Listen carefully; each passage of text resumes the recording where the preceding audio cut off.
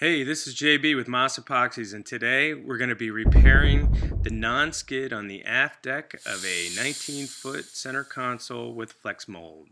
First step is to prep the surface, making sure that everything is smooth and clean. We'll tape everything off that we don't want new non-skid on.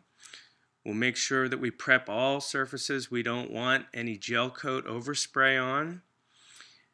And using paper and plastic, we'll do our cutouts for our non-skid. Then we'll mix up our first batch of gel coat, spray it on for a base on the surface so that we have a nice smooth surface to start with. Making sure we don't have any contaminants or bubbles or dirt in that surface. As you can see, we've used plastic to protect everything. Then we'll roll out our non-skid for our first fit, our flex mold, to make sure everything's the way we want it. Cut back any excess, make sure it's the right shape for us. Then we'll prep the flex mold with PVA to ensure it doesn't stick to the gel coat that we put down.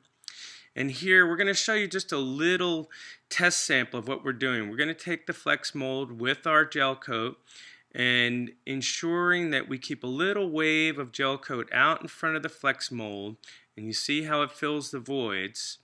That way we have no air entrapment or bubbles or voids. And we take a very hard squeegee and we squeegee it nice and tight, getting all the excess gel coat out from in between.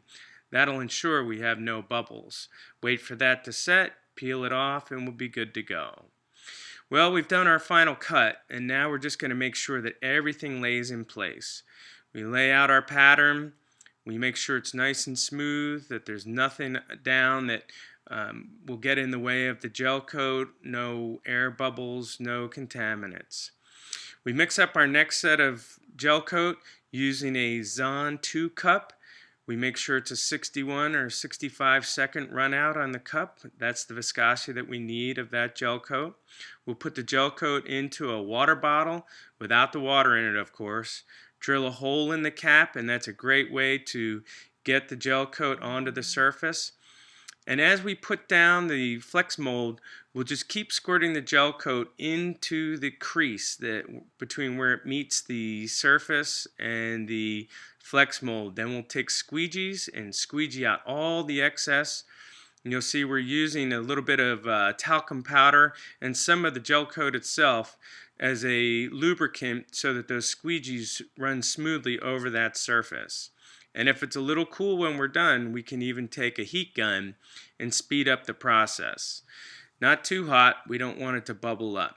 When it sets, we pull off the flex mold and we have our beautiful non-skid left behind. If it isn't perfect, you can actually use some of the flex mold over again. It can be used again and again and again.